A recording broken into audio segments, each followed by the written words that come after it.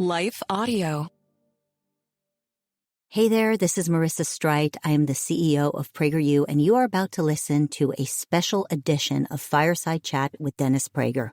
Those of us here at PragerU are continuing to do the very important work that we've been doing with him for over 10 years. We are educating millions of young people online. We have state partnerships to bring our content into schools and so much more. You can head over to PragerU.com to see the progress that we've been making. Also, I'd love to invite you to support our mission by donating to our 501c3. It is a nonprofit. Your tax-deductible donation will go to an institution of higher learning that actually shares your values. So enjoy your podcast, and thank you so much for all your support. Hi, everybody. Dennis Prager here with Fireside Chat number 204? 203. 203.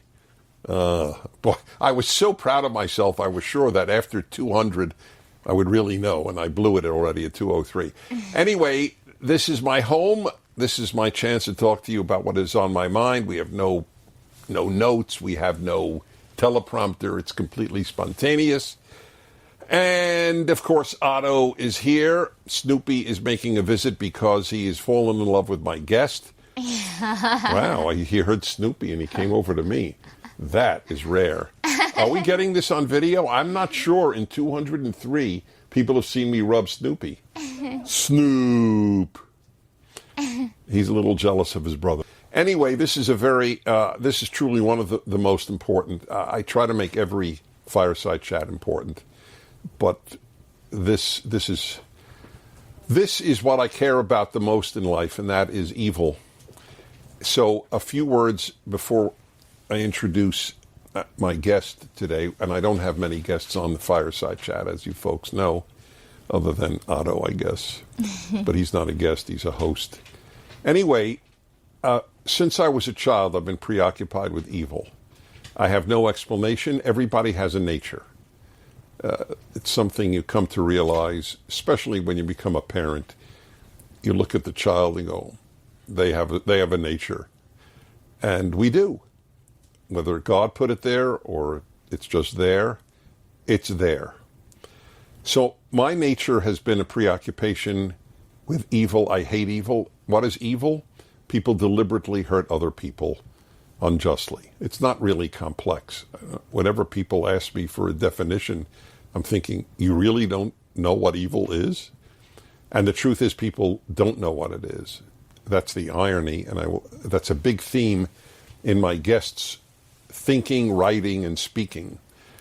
And we'll get to that, obviously. But I do want to share with you a few insights on evil and then our dialogue.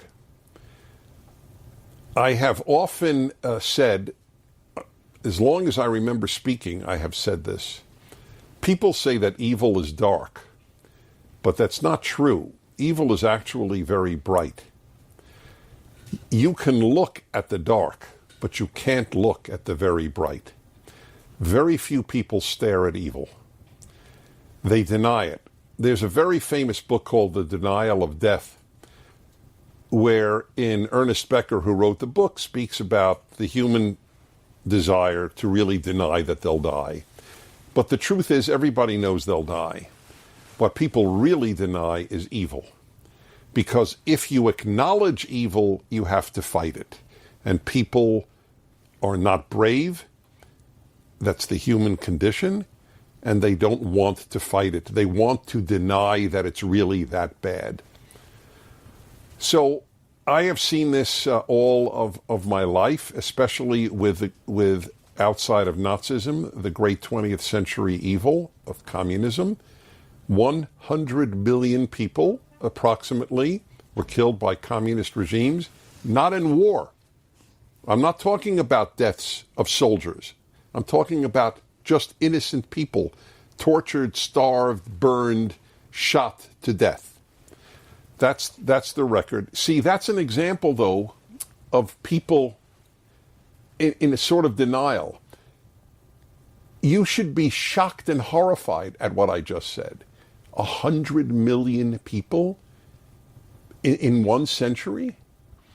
But it doesn't. Stalin, the Soviet tyrant, who, by the way, made made North Korea possible, tragically. Stalin was truly evil. Anyway, Stalin, who killed about 20 to 40 million people of his own nation, Soviet Union, a combination of Russia and other countries that the Russian Empire owned, he said, it's a very famous statement actually, 1 death is a tragedy, 1 million is a statistic. That's the state of people's understanding of evil. So when I said 100 million, people don't fall down and go, "Oh my God!" It's too grandiose to even imagine. And remember, for every one of the 100 million, think of the ripple effect on family and friends and community. So we're talking about 1 billion people of staggering suffering that communism caused. And yet, when I grew up, anti-communism had a bad name. Yeah? Oh, he's an anti-communist zealot. What's wrong with that? I'd hope you were an anti-Nazi zealot. Why aren't you an anti-communist zealot? Then there's one other aspect of evil that should be noted, and then my guest, and that is human nature. I have talked about this all of my life. I've written about this. I know I have met a naive person if the person thinks people are basically good. And naivete in an adult is inexcusable. If a 5-year-old thinks people are basically good, he's 5 years old, she's 5 years old. What do you expect?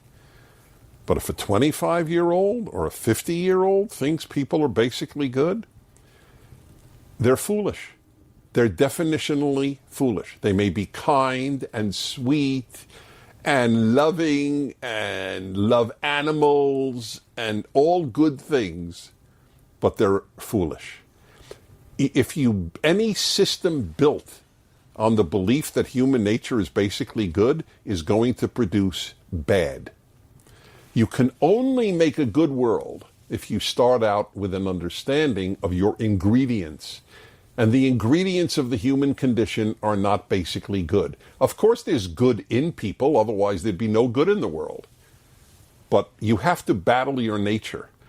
The tragedy in America is that half of America thinks that the problems in their lives are caused by others, by America, by whites, by men, by their parents, not by themselves.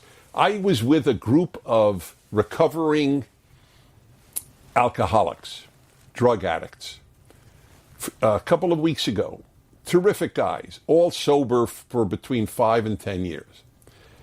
And I asked one of them in his late 20s, I said, so tell me, when did you decide to become sober?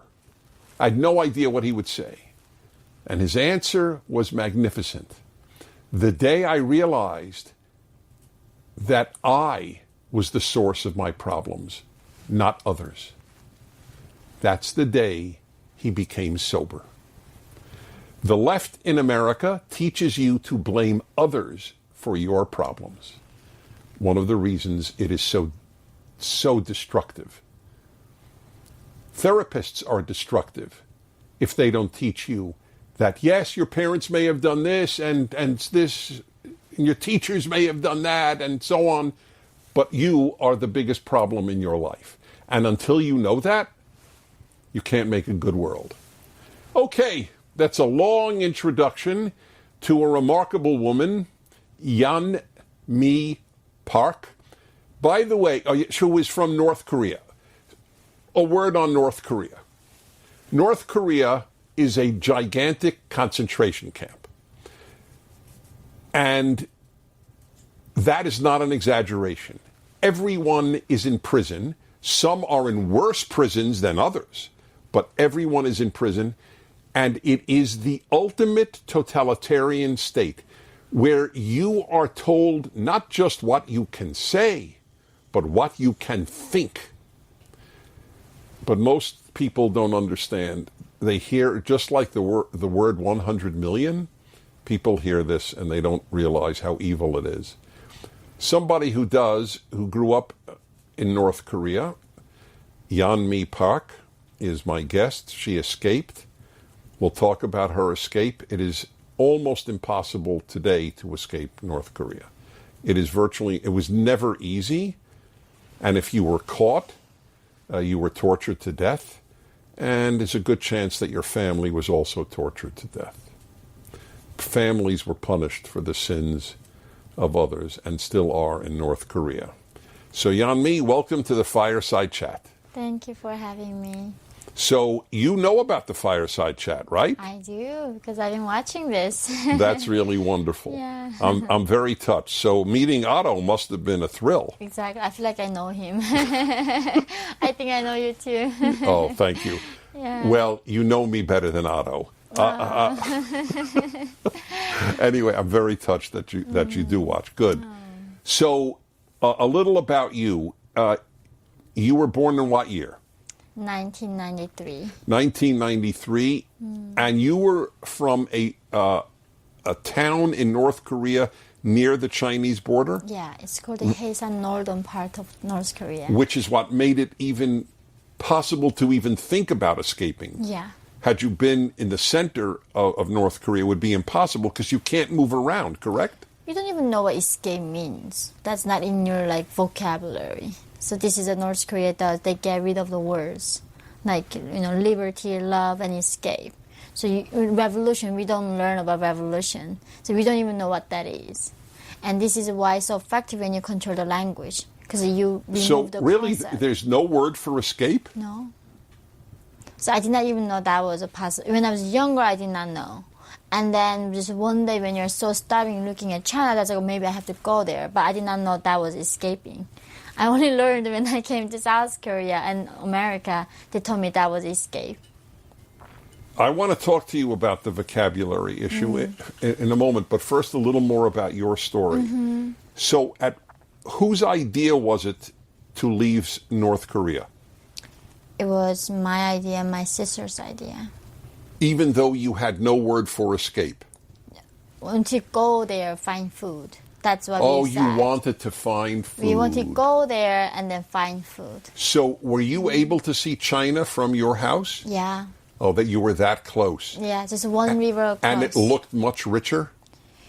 I could literally someday smell it. Smell the ramen, the smell. And then Chinese kids, right, in North Korea, we don't have the running water or laundry machines. We go to the river, we wash our clothes, and we bathe in the river.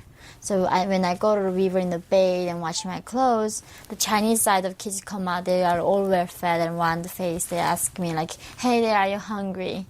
And I was like, "Shut up, you fat Chinese. I'm not hungry, right?" I had a pride for my nation, and then I would lie we are not hungry. We have nothing to envy in this country. That's what the regime told me. That's right, of course. You were told, if I'm not mistaken, that it's the greatest country in the world. Yeah, we had to sing a song called "Nothing to Envy." Because we had nothing to envy. Yeah, we had nothing to envy in this world. Can you sing a little of it? I mean it. Yeah. Go ahead. It's 하늘은 푸르고, the sky's blue, our dear love loves us. We have 세상에 there's nothing to envy in this world. Nothing to envy. Yeah. Except for food, life, freedom, family, beauty, love. Yeah. Okay. But otherwise, nothing to envy. I would change the words. Otherwise, I would put that in. Otherwise, nothing to envy. This is the first song you learn from your mother's birth till you die, and you sing this song. It's very, very difficult for most people to imagine. Yeah. I do. I've studied it my whole life. I'm not bragging. I'm just saying I know. I have a deep sense of what you're saying, of what it is like to be there. So it was your idea, not your mother's idea? No. It was really just, we thought we would be children. We could even easily go there, maybe begging some food, and then come back. And we just had no idea what even escaping was dangerous. We just knew there's guards preventing us to go there, right? Yes. So a lot of things were not thought. So North Koreans do not have a ability to think critically. So when I was there, they made us to believe that Kim Jong-il was starving like us. They said, Kim Jong-il, dear leader, is starving. And I was crying on the New Year's Eve, like, please, dear leader, get some rest and eat food. And because I was worried about them, he is going to die from exhaustion. So when I went to South Korea, they're like, he's not starving. Look at him. He's a fat guy in the picture. He's the only fat one in North Korea. But in North Korea, you don't have the critical thinking ability. So I could not see. Even on TV, seeing him every day, I still believe that he was starving while he was being so fat. Oh, is that interesting? Yeah. He is the only fat man in North Korea. Absolutely. I never thought of that. Yeah. Although he's now lost 40 pounds. Did you know that? But still, he's 200 pounds. And I'm like... Well, why did he lose so much weight? Do you have any idea? I recently heard it because he's so overweight that... Oh, he just did it. He went on a diet or whatever. Okay. Yeah. But that is such an interesting point. Yeah. Poor Kim is starving too. Yeah. So what if he's 100 pounds overweight? Yeah. Oh, my God. Okay, so how old were you when you had the idea of, hey, I got to get more food over the border? It was around 13 because that's when the situation got really, really hard on us that we couldn't find really more food. And that's when I was like the last So thing did you say this to your mother? We did. And how did she react? I mean, she could not feed us. Right. So did she say, good idea, let's get out of here? No, she was not going to leave. My sister and I were going to escape, the two of us. And Mom so did and she my say dad to was you, there. go ahead? She said, like, yeah, but just be careful. And Be careful, my God. Be careful. Yeah. This is not like a trip to Florida, where there are alligators. But the thing is, like, in North Korea, death is so near. Like, you see dead bodies on the streets every day. Like, dying is not a big deal there. Like... That's right. It's like here, I whenever I see people like somebody died, it's such a big funeral. Like in North Korea, dying is almost like where somebody broke their leg. That kind of news. Okay, somebody died, and it's not a like. Are there big funerals in North Korea? deal. If the family can, they do have. But a lot of death, we don't even know who they are. So most of and the they just funerals- died of starvation or so disease. just on the street, floating. Dead bodies floating like around on the river, and we just don't even know who they are. It's, yeah. So at 13, how old was your sister? 16 years old. And the two of you decide we have to go for food. Yeah. to find Not we something. have to go for freedom.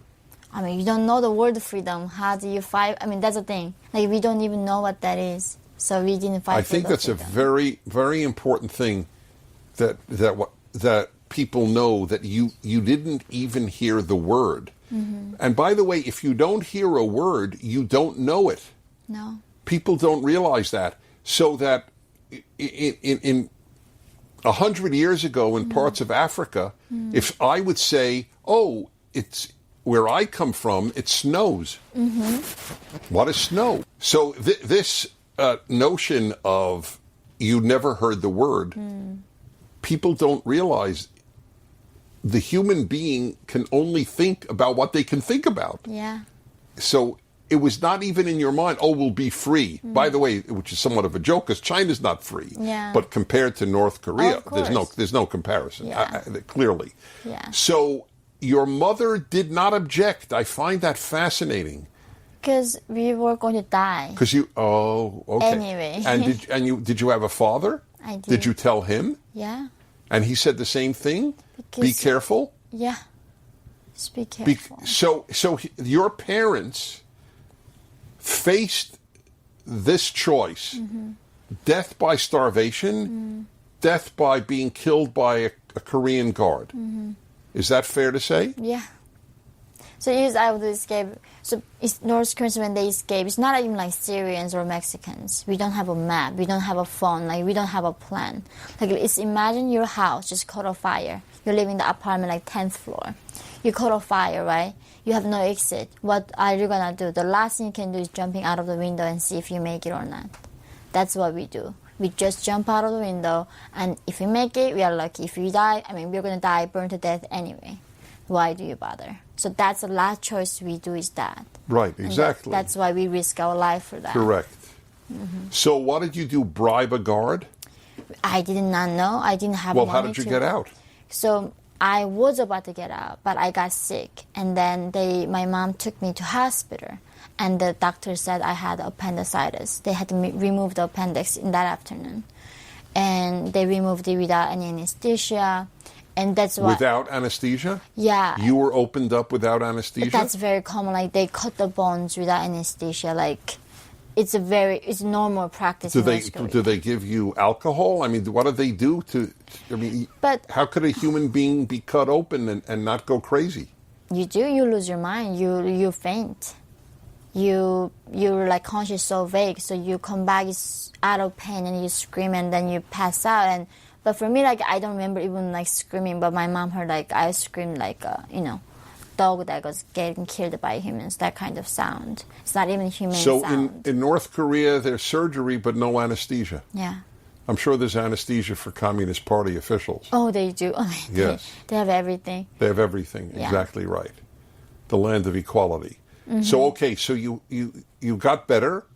I did. I got out 7 days later, but my sister couldn't wait because we were really running out of food. So she left while I was in the hospital. But when she left a note under the pillow at house. So when I got out of the hospital, I found a note that my sister left saying, "Go find this lady at this address." And then as soon as I got out, I walked there with my mother in the morning and then knocked the door and asked her, "We are looking for my sister." And initially she said, "I don't know who your sister is." She was afraid that we were going to report her on her. So I was like, no, it's okay. I'm trying to go to China too. Can you help me too? And she said yes. And she's like, "You can go today." And then it's like, "Do you want to go?" Why did this woman do it? For money? I don't know. I didn't ask. So you don't know even until today? Now you don't I know because she sold me. She sold you? Yeah. Oh, to Chinese? As a sex slave. As a sex slave. That's why she helped me. So she was making money from the Chinese. But the thing is, do you know, she had, I think, if I don't misremember, 5 children. She sold them all. She sold her own children. And then she later got executed. But if she executed by the North Koreans? Regime. But the thing is, if she didn't sell me, I would not be here. There's one person that I need to be grateful for is her.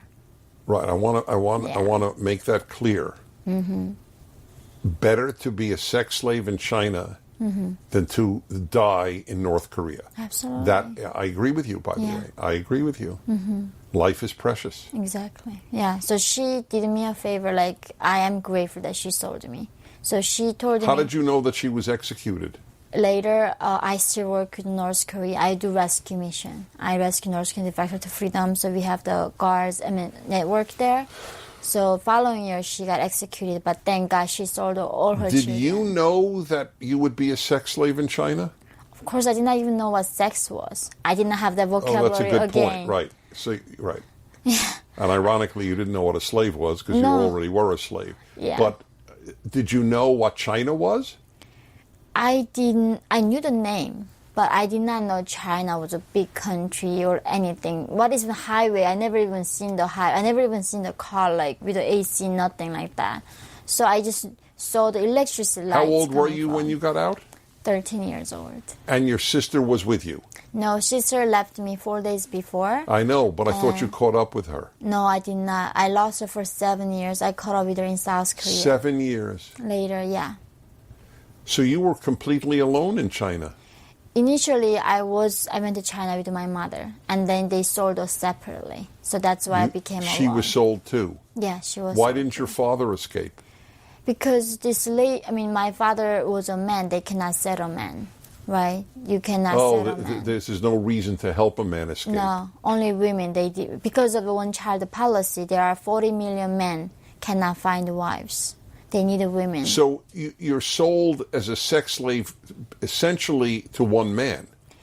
No, there's a human trafficking ring in China. Right. So, okay. Oh, I see. So this wasn't about finding a wife. This is finding a woman. No, slave. Someone to yes, exploit. Right. Yeah, it's finding a slave. But it's not about finding a wife. No, Chinese regime does not recognize us as refugees. So we can never be a wife there. Oh, we are fugitives. We run around. Oh, God. Yeah. So, did your father ever reconnect with the family? I did find him later. I found him. I found my mom eventually. But your father was still in North Korea? And then that's why I sent a person to North Korea and brought him to China through the brokers.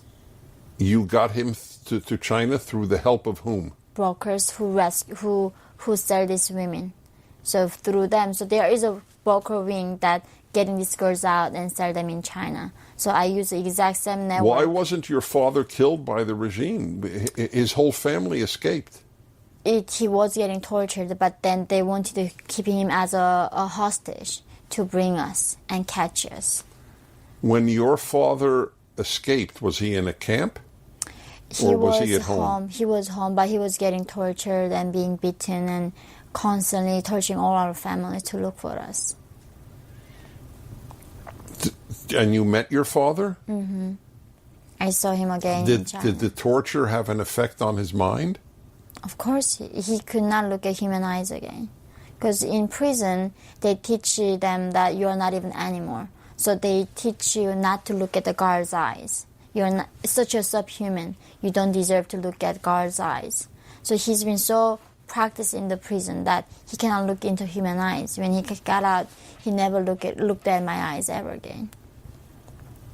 And he was singing songs like, I'm regretting that I was not a better revolutionary. My father wasn't like that, but he changed. They killed his soul forever. That they did. They killed his soul. Yeah. Forever. Yeah, his so soul left. You really didn't. Your father died, really. He died. Yeah, when he got captured by the regime, his spirit died, but in China his body died. And even the last word was when you told me that people who, like in Cuba, getting educated, right? They are literate, but why is that socialism better? Like my father was saying, even if in China you're a sex slave, never try to escape to be free. Stay in China and do everything you can to stay here. Never take that Exactly. risk. That's what he said. Yes. Yeah. How long were you in China? 2 years. From 13 to 15? Yeah. And then what? And then some of this human trafficker who bombed me still had some humanity in him. He was a gambler. He got broke. And then he was letting me go. But then, like, as a North Korean, where do you go in China? Right, yes. Like, literally, you have nowhere to go. Right. So we found through North Korean defectors, there's 4 places North Korean women end up in China. One is this, like, the sex slaves to North Korean Chinese farmers. Second is brothel, the prostitution, where you gave the 10 times a day. Third is where organ harvesting. China is a number 1 organ exporter. So they kill us and take our organs out. The last place actually is a chat room, where they put the girls inside a room and lock them down, and they make them to chat and show their bodies to customers in South Korea. Among those 4 options, the best option I got was chat room. Of course. Where I don't get touched by men physically. So in that chat room, turns out those customers were South Koreans. Right. And turns out South Korea is not starving and colonized by Americans. So in North Korea, they teach us that South Korea... so you learned about South Korea in the chat room. Being a naked chat woman. Yeah. What an irony. We're entering... this is the definition of dystopia, the opposite of utopia. But this is 21st century. So we're working on how you got out of China. So go on. In the chat room, I found out that South Korea is a democracy and free. So, and then I heard there is a missionaries. And I was like, what the heck is a mission? I never heard that. I never even knew the word of religion. And there's some religious people gonna help us if we become Christians. So I called the number, and then he said, okay, we're gonna help you. Wait, you learned this in a chat room? Because there's one of North Korean defector women in the same chat room. She heard somewhere that missionaries rescue North Korean women. Okay. And she got the number, and she gave the number to me. So I called the person, and then he said, let's pray in the name of Jesus Christ. I was like, what is praying? I never heard such a word, pray. And then, okay, do you guys want to make this journey to freedom? I was like, yes, we do. And they took us to the shelter in China, where we study Bible for a month. and memorize Psalms. Like, we do fasting, and we really train to become Christians. And then once we prove our faith to them, that's when they told us, okay, if you want to escape from China, then you have to walk across the frozen Gobi Desert from China to Mongolia with a compass. We cannot take you because, in that desert, chances of not making is like 99%. So they cannot guide us. They just take us to the border in China, give us a compass, so now walk across the desert. And if you are lucky ending up in North Korea, that's in the name of God's grace. At this point, it's not up to us. It's God gotta show mercy and pray in the desert. He's gonna guide you. Why are these are South Korean Christians? Yeah, and why, once you cross the border into Mongolia, could they not just fly you to South Korea? you don't have paper. We don't have passport. How do you get on an airplane? Wait, South Korea does not make it easy for a North Korean defector? They don't. This is a very important subject that people need to understand. Why not? Because China is too powerful. China does not want North Koreans to escape from China. All they want is to send us back to North Korea. China has the biggest export trading with China, and their economy heavily relied on China. So they have to listen to Chinese. So South Korea cannot help you if you get out of China on your own.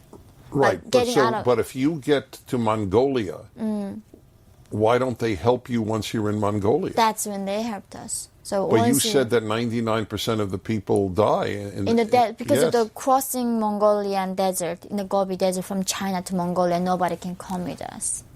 Literally in the desert, there are like 16 wire fences. A lot of them all electrified fences. If you touch, you die. They're so highly electrified. And who put those fences up? China? We don't know which gods, but it's a border. So that's why they have to put the wire fences. So is it to prevent Chinese from leaving or prevent Mongolians from going to China? I don't think anybody would dare to get into Gobi Desert. There's so many animals too. They're gonna eat you there. Oh my God. So how long were you in the Gobi Desert? We were lucky only one day there because it was like minus 40 degrees in February in 2009. Who's we? We were in a team, 8 people with one toddler. So you cannot go in the desert on your own. It's a lot of animals. You have to be a team to defend yourself if you ever get attacked by animals. Was it 8 women? 1 man and 7 women, and 1 baby. What nationality was the man? We're all North Koreans. We're all North Korean defectors. Was he Christian? We all were Christian. Oh, you were all Christian by then. There. Yeah. Did you really believe in Christianity, Absolutely. or you did it to escape? No, you do. Later, I did not become one after a while but then it's like thing. I was so desperate, right? I'm just asking. I think it was the right decision. But the thing is, I don't think even I had the energy to fake it because I was so desperate. Like if they asked me to believe in a rock, I would have believed in a rock. Correct. Because anything that would save me, I would have believed in. That's right. And so I don't think I didn't even have to fake it. I really, truly believed. Anything rescues me, I'm going to believe that. I'm going to pray for that. Mm-hmm. Well, by the way, just comment. I would say many American university students believe in rocks. Oh, really? So, what do they do? So your point is very well taken. Really? Yeah. Oh my God. I'm only slightly exaggerating. Okay. So what happened after a day in Mongolia? We got caught by Mongolian soldiers. And then? And then they said they were going to send us back to China and back to North Korea.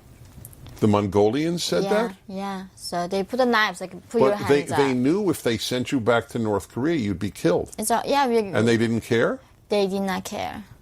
So beautiful world. Exactly. Right. So what happened?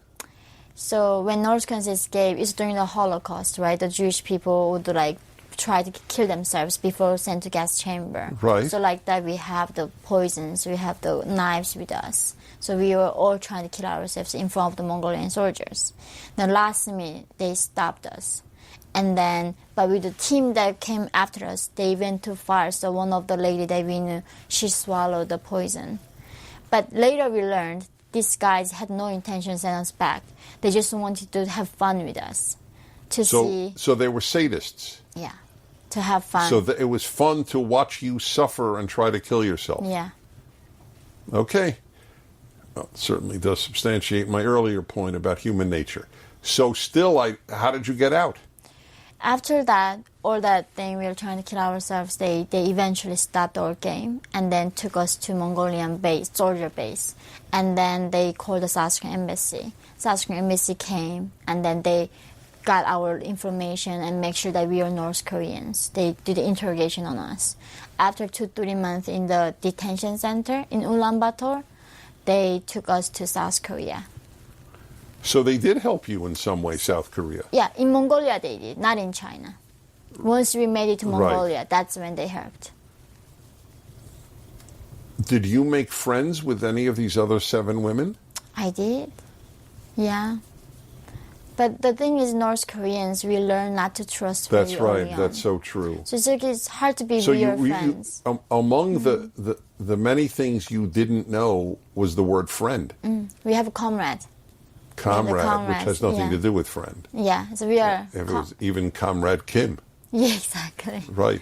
Yeah. Like Comrade Stalin. Yeah.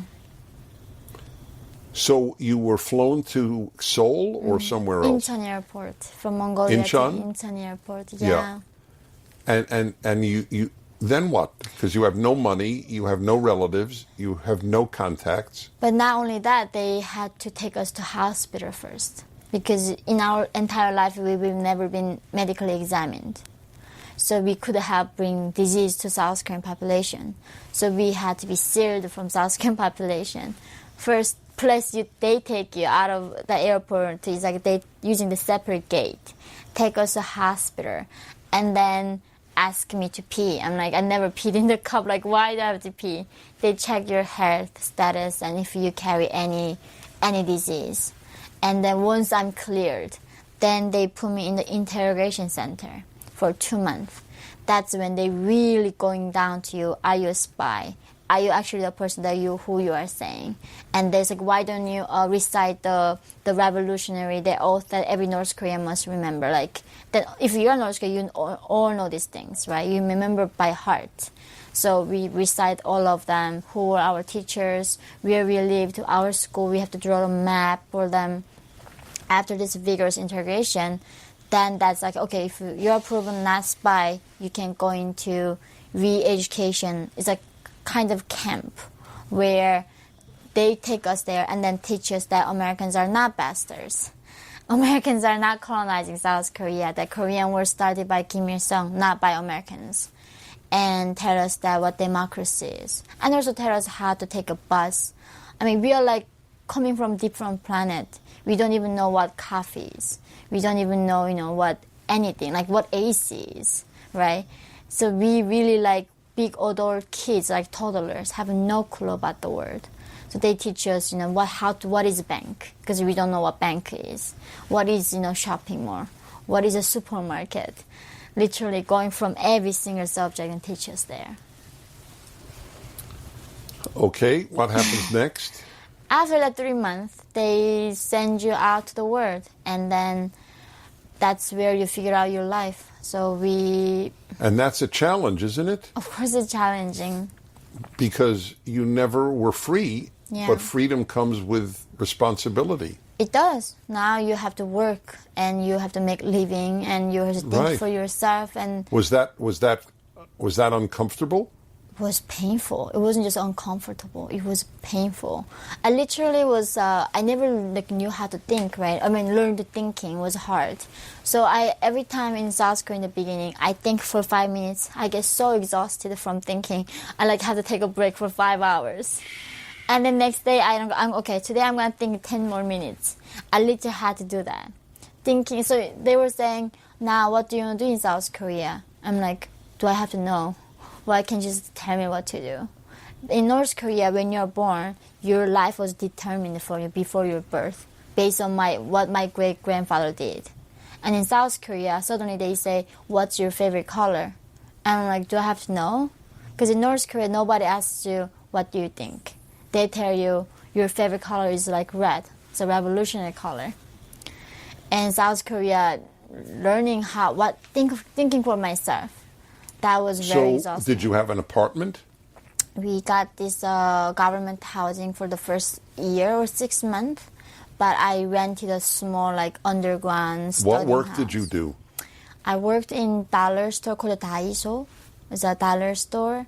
I was working at the wedding, like the server, like a wedding, waitress, and and I was studying too. So I was studying and working at the same time. How do South Koreans treat North Koreans? They have a lot of stereotypes of North Korean people. So they say, oh, because you're from communist country, you must not work hard. And you must now understand free Well, were they market. wrong? Because you're saying we weren't taught to take care of ourselves. Yeah, But you did work hard because you had to Survive. find food. exactly. You worked as a slave, but you didn't have to think. Right. Yeah. Okay. Yeah. What other stereotypes? That they don't understand the culture. Like, they don't know the way of the Western mind thinking that they have, especially with the men, right? North Korean men don't know how to treat women. Every day women get beaten by men in North Korea, like their husbands. And when they go to South Korea, they don't even know what consent is. So a lot harder for men to adjust than women, and the accent is a bit more like aggressive. We don't know the words, right? Like friends, and we don't know so many things. So South Koreans does look down on us like a second citizens, that we are like not a full human for them. Did a South Korean man want to date you, take you for coffee, or? Yeah, South Korean men actually like North Korean women, because North Korean women are traditional. The South Korean women don't want to have kids. They don't want to even get married. But North Korean women still think having children and having family is important. So actually women have much better time in South Korea, because South Korean men, they're conservative men, North Korean women, but then North Korean men are too rough for South Korean women. And North Korean women also want the South Korean man who is very gentle and nice. And makes a living. Yeah, so it's, as a North Korean man in South Korea, very hard to find a partner. It's really hard for them. How many North Koreans have made it to South Korea? South Koreans are a lot, over 30,000. Yeah. Well, it's a lot and not a lot. Yeah, it's 75 years. Yeah, exactly, in 75 years. Yeah. So, you are now how old? What, about 17? I am 27. No. At this point, By then in this story. I was still 15 or 16. South Korean age was 17. Yeah, 17. So, right. So, you're 17, alone. Did you make any friends? I tried. And then as soon as they found out that I was North Korean, they literally called me in the middle of the night. Like, why are you a spy? Why are you friends with me? So the discrimination was impossible. Really? Yeah. So What about a man friend? I mean, they were fine. Was that possible? They were fine, but by then I was so traumatized by men in China. I would think so. I would never date anybody. I would not have any romantic. I'm surprised that didn't remain a permanent part of your life. Thank God it didn't. Exactly. It took some time. I wouldn't say that it took one day, but I think it took but remembering my father was a man who was my hero. Like, he was the most selfless person I've ever met. I think when you're in the safe place, you can have perspective, right? And you don't have to thinking for your survivor. So when I was being in America, being safe, and thinking about all the good men that I met in my journey, that really helped. Okay, so how did you get from South Korea to America? So I had a speech that I gave in Ireland, Dublin, where it's an international conference. I gave my first speech there. Why did they invite you? So this is called the One Young World Conference. They bring all the world young leaders from all around the world. And they asked North Korea to send their delegation, because it's like your youth Olympic for the youth leaders. And North Korea says we can only send 3. It's like why? Because they have to spy on each other. So if it's 3 of us here, I spy on you. You spy on Megan, Megan spies on me. So if I'm being so nice, I'm not gonna report on you, but I know that I'm being watched by her. But then you're also watching her. So we are being spied, you're spying. So they say, at least you gotta send 3 to spy on each other. So they said, okay, then why don't we sponsor 2 people and you sponsor 1 person to come to this conference that world joining? And they said no. And that's like, okay, then we are gonna find the North Korean defectors. And that's how they found me. Because North Korea... Were you officially a North Korean delegate? There I was. So I was in North... Were you? Yeah. North Korea would not accept you. No. So I was not representing North Korean the You regime. weren't. But you were a North Korean young person yes. there. Yeah. So you gave a speech in Ireland. Yeah. And? In what language? In English. Where did you learn English? I taught myself. Well, your English is superb. You taught yourself in South Korea? Mm-hmm. You're an exceptional human being. Thank you. No. It's not even a compliment. It's just a fact. So you gave the speech in Ireland, and then what? That was viewed by almost 1 billion people. That broke the internet. So that's when the Penguin Random House called me. It's like, we're calling from Penguin Random House. Like, why is it called Penguin, like the bird calling me, right? I have no idea what Penguin Random House is. And they want to write a book. So my publisher was in New York and agent was in New York. That brought me to America to write a book. Oh my God. Yeah. From North Korea to America. Yeah. I was 21 by then, so. And then you stayed. And then I joined the Columbia University. So that's how I stayed even longer. Mm-hmm. Which brings us to the very, very serious topic of what you were studying at Columbia. Yeah. So you enrolled in Columbia University, and I should let you say it, but I'll just let you comment on it. Is it fair to say that, to your shock, you spent the next few years hearing how bad America is? Yeah, not only that, they are the source of every problem that humanity got. The only way for us to be better and get rid of our problem is getting rid of America. Not just bad, that they are teaching us that only way we can move forward from all our problems like systemic oppression, racism, and those xenophobia, homophobia, all of that is because of white men and American imperialism. Only way to solve that is tearing down U.S. Constitution, get rid of this country, tearing down this country.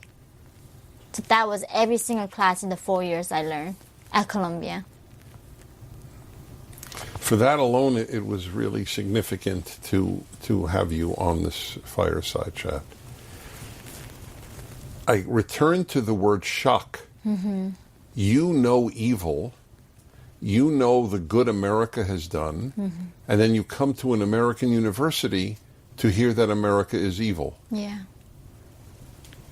So you must have thought, this is another planet. Yeah. Planet A, North Korea. Planet B, South Korea. Planet C, America. Yeah. Or at least an American university. Mm-hmm.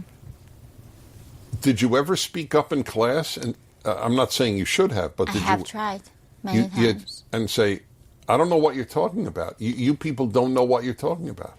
So, for instance, like my professor said, do you know, like when man holding a door for you, what does that mean to you? It's like, oh, decency, being a gentleman. Like, no, this is where you need to be walkabout.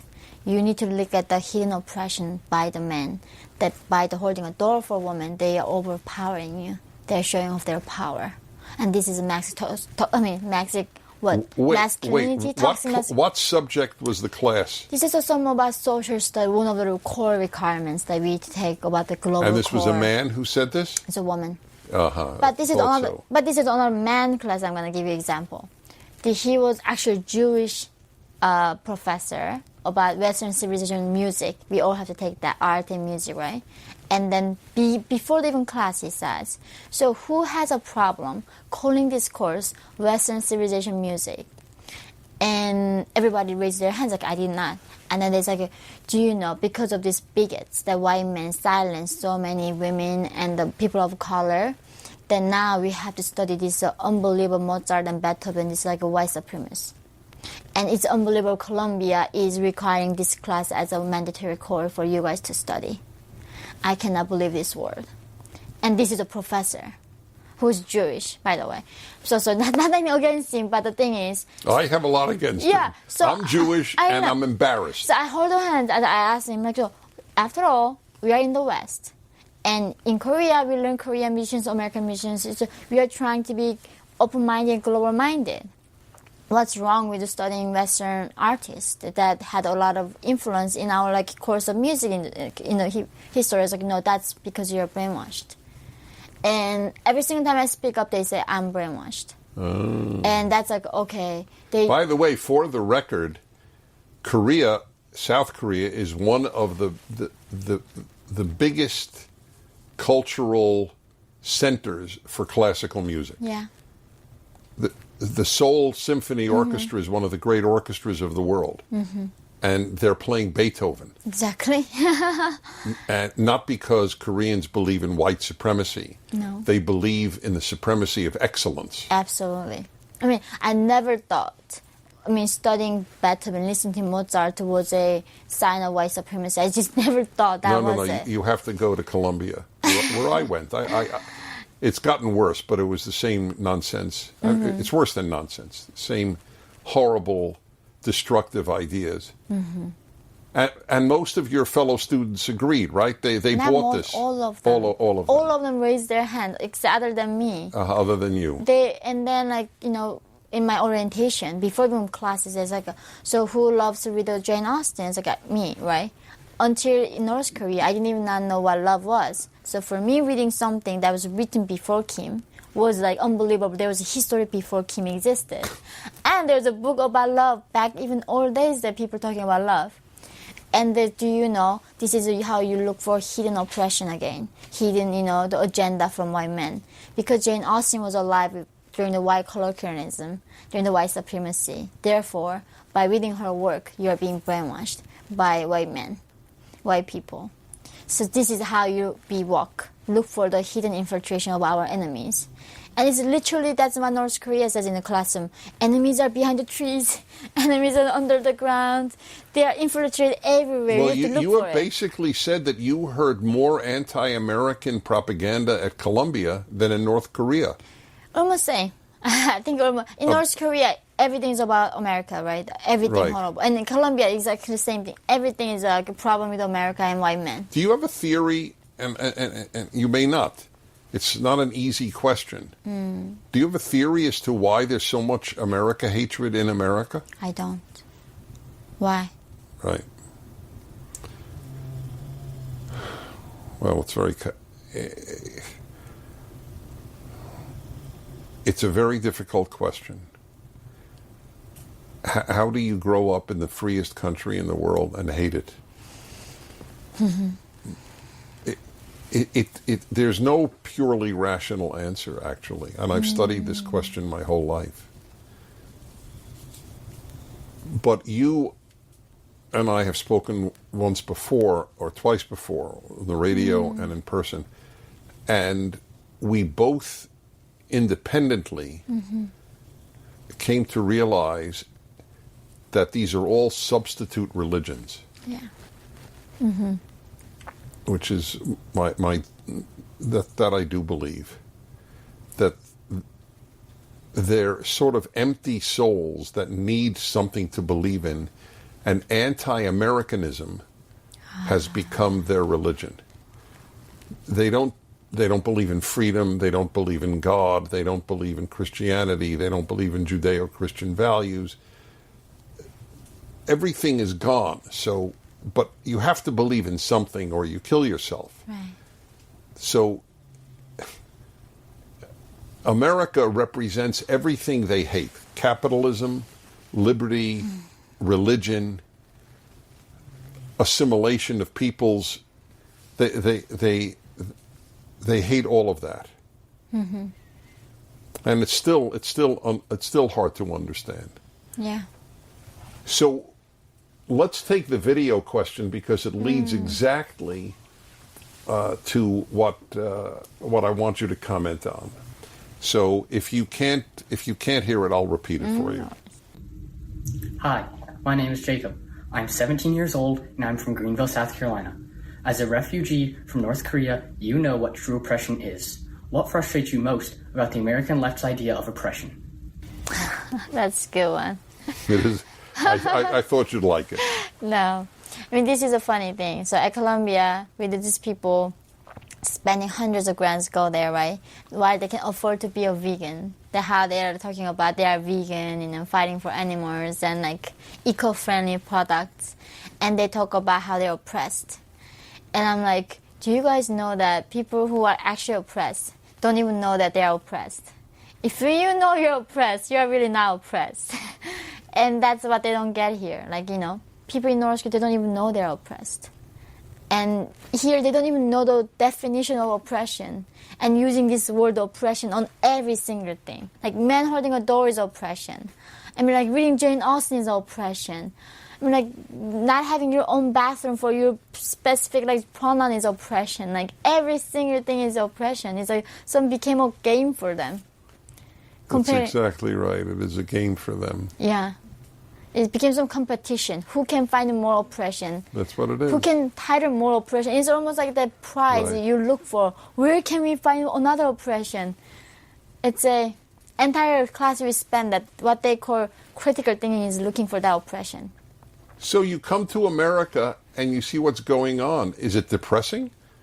Beyond depressing. I mean, after North Korea, like, I lost my faith in humanity. Like, I have so seen the worst of humanity. I lost it all. And when I came to America, I found that love, that I started believing people again. I believed that world was good again. And going to Colombia, I can know these idiots, I mean, whatever you call useful idiots, these idiots can literally take us to a country like North Korea. That's right. They can make us like China. And because of them, now I'm worrying about my son. Like, I thought best thing I gave to him was giving him the free country where he doesn't have to worry about oppression. Now, I'm not sure. Like, I'm fighting for my freedom of speech right now in America. How he's going to be free here, right? I'm really because worried. This is the point. The issue is not Korea. The issue is the left. Yeah. The left ruined half of Korea. The left will ruin America. The left ruins everything it touches. Absolutely. There is no exception in the history of the left. Yeah. It's pure, like a shark. It just eats everything that it sees. Yeah. It devours everything. It is a sick part of the human condition. By the way, you said you lost your faith in humanity. Yeah. For your interest, I never had faith in humanity. I still don't. I have faith in a handful of humans. Humanity stinks. Some humans are terrific. Part of the reason is that there were two big reasons I believe that. Maybe, well, three actually. One is I know history. Two is I'm a Jew, and I know that the human condition is Auschwitz and death camps and torture and genocide. That's a big part of the human condition, and not just for Jews, but especially. And third, I know the Bible. I knew at the age of 5 that people are not basically good. It is one of the fundamental teachings of the Bible. Yeah.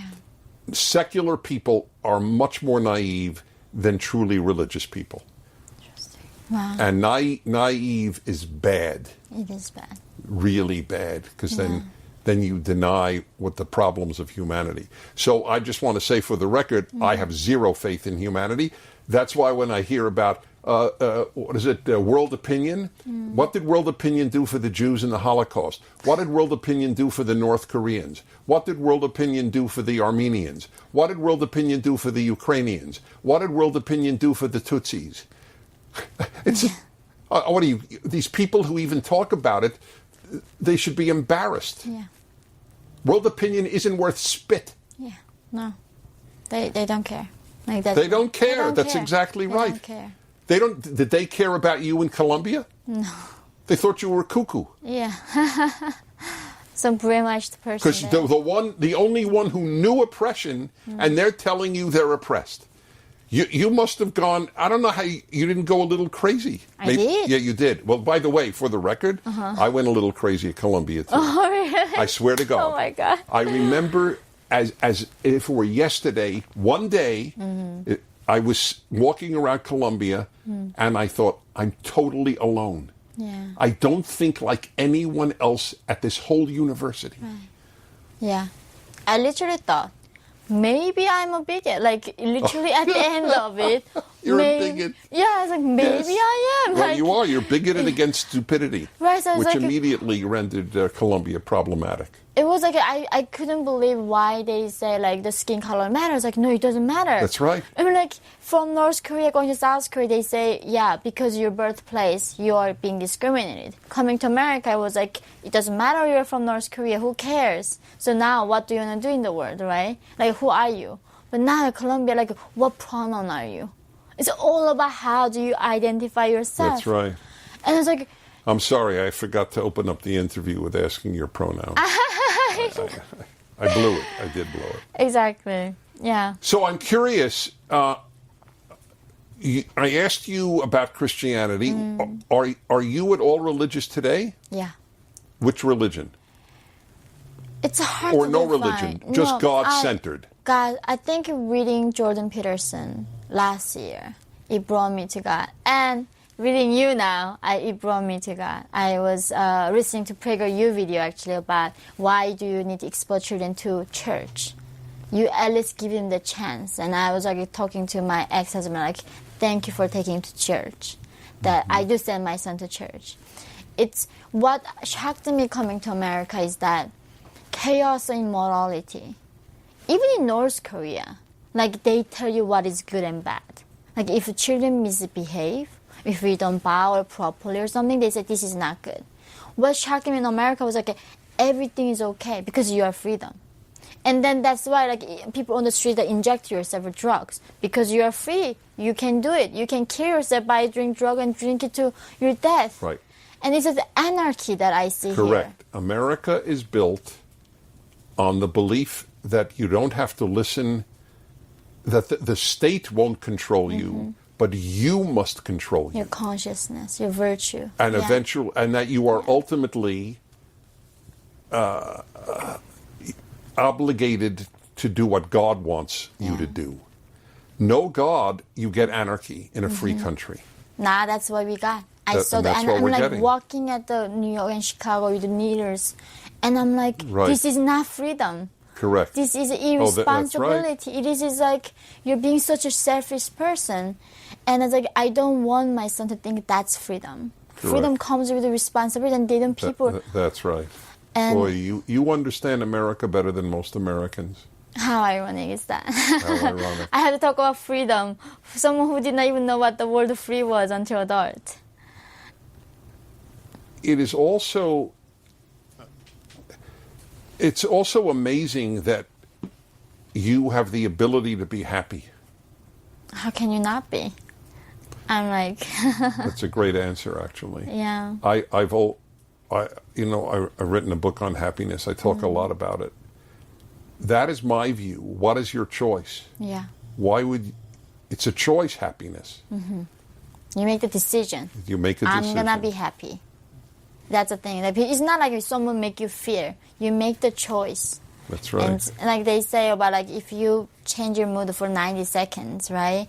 Think about that's like how much control we have. Instead like make the government to make me happy. This is a woman whose father was tortured basically to death, who was a sex slave at 13, and is telling you have to choose to be happy.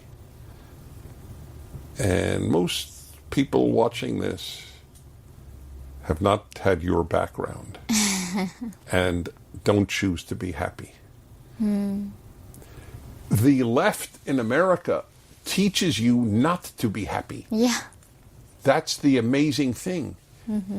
By the way, that's a big part of the answer to about the left. They're not happy.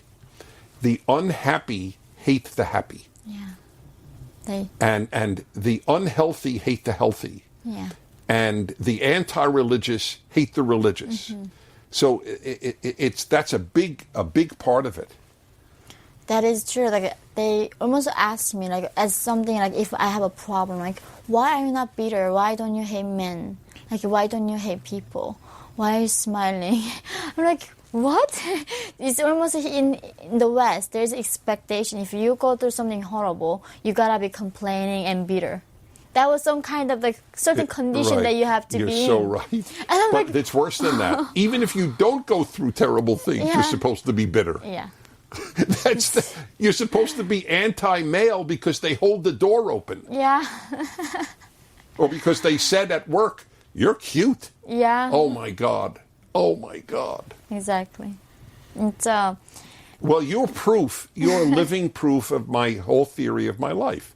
I've always said, I have contempt for humanity and I love humans. You're one of the humans of whom that is true. But, you say thank you, which is very sweet, and I understand why you're saying thank you. But the truth is, you have worked on this and you get credit for it, but you also have that nature. You have been given a gift either by God or by luck, and I don't know which. Even though I believe in God, I don't know. But you were given a nature that could choose to be happy if you made that choice. Given what you have gone through, you can easily be on antidepressant drugs. And everyone would understand that. Your antidepressant is your nature and your wisdom. thank you. But That's a fact. what helps me is watching PragerU videos. I mean, it's not I'm trying to be nice. That truth really liberates people. When I found the truth, truth was simple. It wasn't confused. It was all about me. It was up to me to make that decision. That's right. And instead of like thinking, blaming people, that what you do, that educating people, telling people the truth, it really, really matters.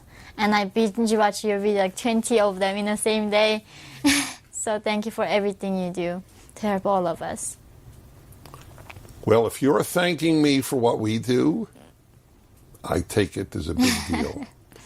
This was among the great hours of my life. Oh, thank you. And I've had a lot of great hours. I have a feeling we will be together again. Yeah, let's do this on the college campuses. That's right. They would go crazy. What would they call me? I'm not even white. Yeah. What will they call you? Grateful. Oh. The best thing there is. I'm Dennis Prager. This is Yeonmi Park. And thank you for watching. Tomorrow on Timeless Wisdom with Dennis Prager. Thank you for taking my call. Thank you. I have a 15-year-old son who has just started high school as a freshman.